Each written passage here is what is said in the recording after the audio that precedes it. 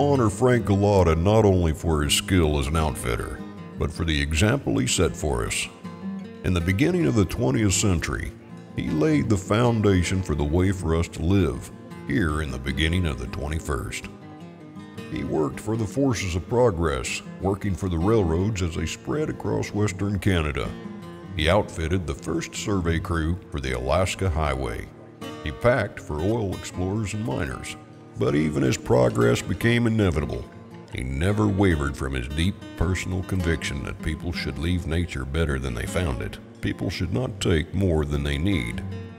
He never overhunted and was a conservationist before it was clearly defined. He lived the outdoors with all of his senses. He hunted with a camera as well as a gun. He was a painter of outdoor art. He was a writer for Outdoor Life magazine. Frank Golata was one of those people who was trained to live within the constraints of civilization, but made the choice to follow the call of his heart to wide open wild.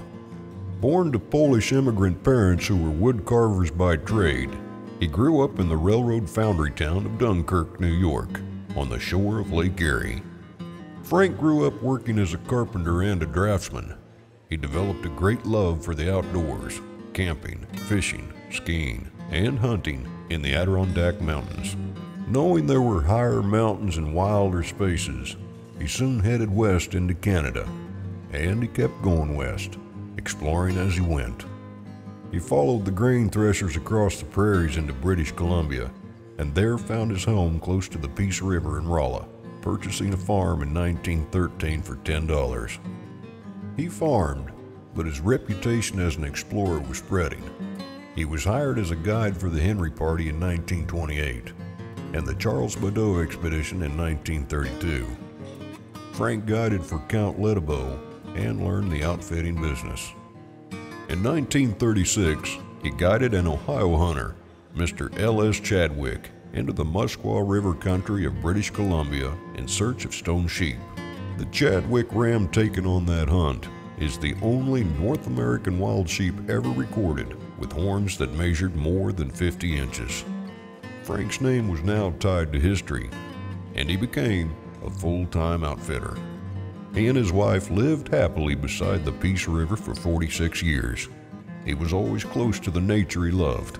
Upon his retirement in 1959, they moved to Shuswap Lake, about as close to civilization as Frank wanted to be, where he spent his time fishing and watching the seasons change. Frank once said, "If I had to live my life over again, I wouldn't change a thing." Those are words that can only be uttered by a man who lived doing what he loved and at peace with the way he did it.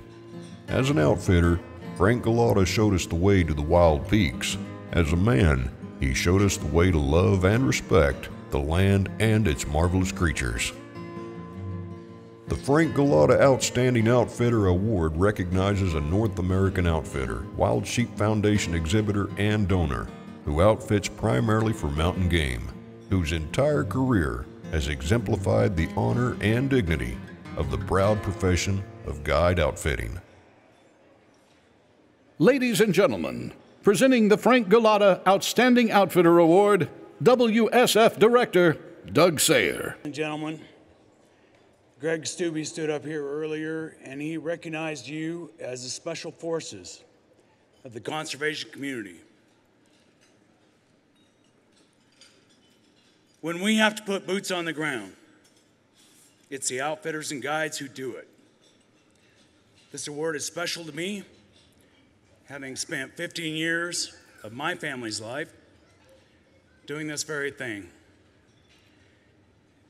I know how tough it is to donate hunts and donate your time and your services when you can't afford it. We have some legends walking among us. They truly are the backbone of our industry and the backbone of this foundation. Without their support, we would not be able to give all of us that are hunters the opportunity to experience those extraordinary events and extraordinary times. They're all in all the time. Rain or shine, they're there to give us the deal. We started earlier this week with Urban Rajoy. He was here and we celebrated his birthday. There's Dick Rohr. There's Harold Grindy. They walk among you, the Frank Golata Award winners of the past, and if you just help me recognize all of those award winners who are here in the room tonight, please stand and let's give all the previous award winners a round of applause.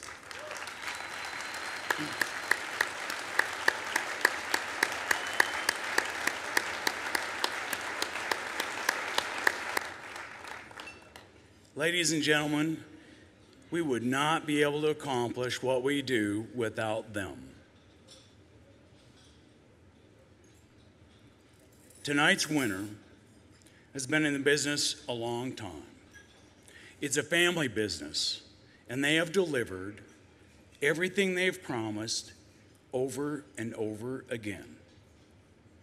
In the worst of conditions, in the toughest of times, they've been there to support their hunters, the clients, the members of the Wild Sheep Foundation who've entrusted in them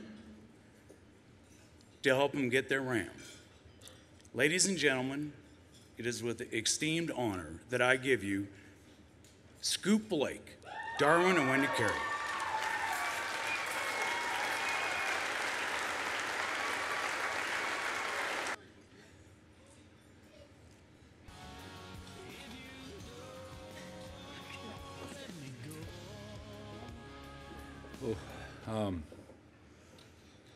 Thank you.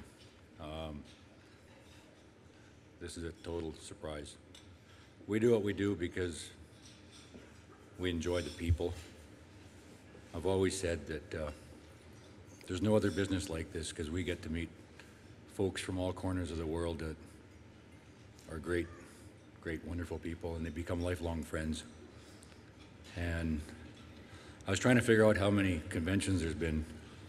I think I've only missed a couple. It seemed like when I first started coming here, I was in diapers, but you guys are all family, and I'm short on words, but thank you.